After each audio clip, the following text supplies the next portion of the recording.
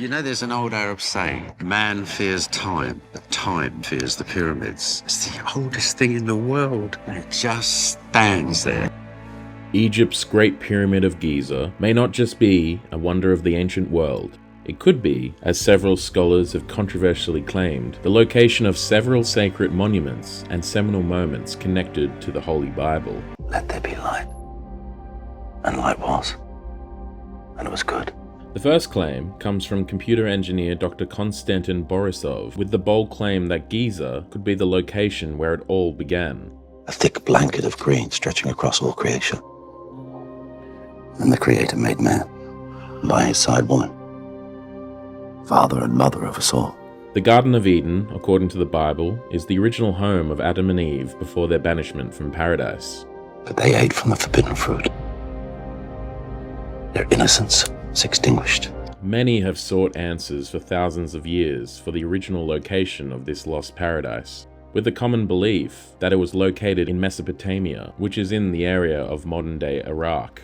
However, Dr. Borisov's wild theory is shaking up the biblical geography, claiming that the famed paradise where Adam and Eve once frolicked may have flourished on Egyptian soil, asserting that the very tree of life, believed to produce the fruit of immortality, once occupied the spot now taken by the Great Pyramid of Giza. God caused to grow every kind of tree, enticing to look at and good to eat, with the tree of life in the middle of the garden, and the tree of knowledge of good and evil. A river flowed from Eden to water the garden, and there it divided to make 4 heads. The Bible describes a river flowing out of Eden that splits into 4 branches, the Gihon, Pishon, Tigris, and the Euphrates, with the latter 2 located in Iraq. However, research corresponded the Gihon and Pishon rivers to the Nile and Indus rivers respectively, with Dr. Borisov concluding that these ancient rivers all led towards Egypt. By examining a map from about 500 BC, it becomes apparent that the only 4 rivers emerging from the encircling oceanus are the Nile, Tigris, Euphrates, and Indus. Now, the text says, the river Gihon flows around the whole land of Cush. And Cush, everywhere else in the Old Testament, means Nubia or the Sudan.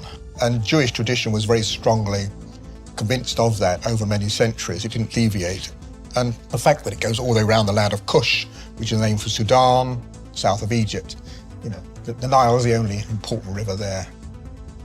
Dr. Borisov also claimed that the Tree of Life itself once stood near the Great Pyramid of Giza, even believing the pyramid's internal structure mimicked the shape of a tree, pointing to simulations from 2012 that modeled the pyramid's king's chamber, showing charged particles clustering at the peak of the monument, producing a light phenomena that resembles a glowing tree.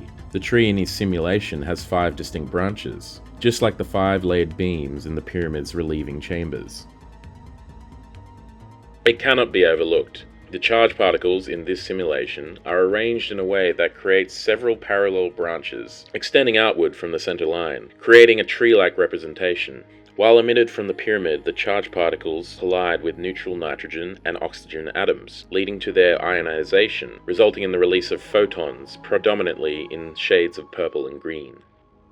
To bolster his theory, Dr. Borisov turned to ancient texts and medieval maps, including the 13th century Hereford Mappa Mundi, which shows a circular earth ringed by a mythical river called Oceanus, with the map's top being paradise, nestled beside the river's edge. And Eden is its own island. It's surrounded by fortifications and walls and a big ditch. And of course, above that is Christ on his throne, sitting in heaven. The bombshells, however, don't end there, as Dr. Paul Warner, a British anthropologist, revealed his own claim relating to another sacred biblical place, claiming the tomb of Jesus Christ himself lies in a secret chamber beneath the Great Pyramid of Giza. Dr. Warner signing off, and we've agreed, after detailed analysis of the chamber and the southern passage, that it's been blocked off. After a decade of research and scanning the pyramid, Dr. Warner claimed that Christ's tomb is said to be in a hidden double cave, sealed off by a huge stone block, alongside the Ark of the Covenant, a sacred gold-plated wooden chest said to have held the 10 Commandments given to Moses by God. The Ark is featured in several stories of Christianity and Judaism, and also famously in Hollywood, in Raiders of the Lost Ark. My hypothesis, of course, is that the Ark of the Covenant is in a twin chamber below the Great Pyramid of Egypt, which to some might sound extraordinary. Dr. Warner claimed that surveys of the tunnels below Giza have discovered man-made structures beyond the final stone block of the tunnel, which he says indicates something hidden beyond, and hopes to prove the theory with the stone's removal.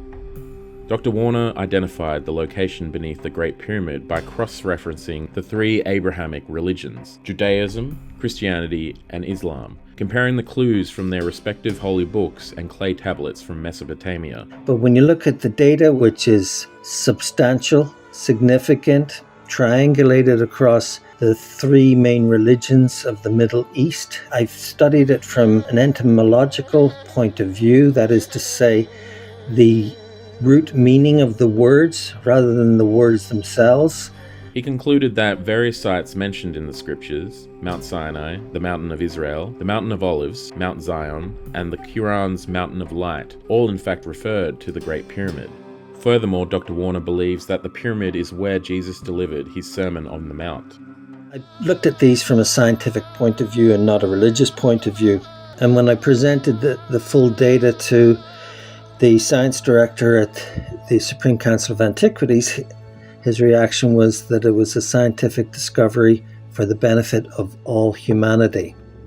Dr. Warner said his project has the support of the very highest authorities in Egypt, but has met with, as he alleges, violent opposition from the old guard.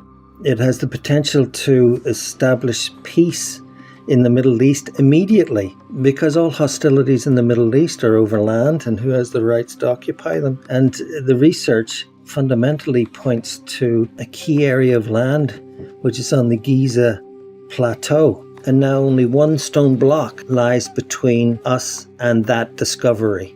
In the end, these theories remain mysterious at best, but also prove that continual investigation of the ancient wonders could lead to further discoveries that could bring a greater understanding of life, times, and beliefs of histories long since past. Every plant and animal alive today has a history as ancient and illustrious as ours.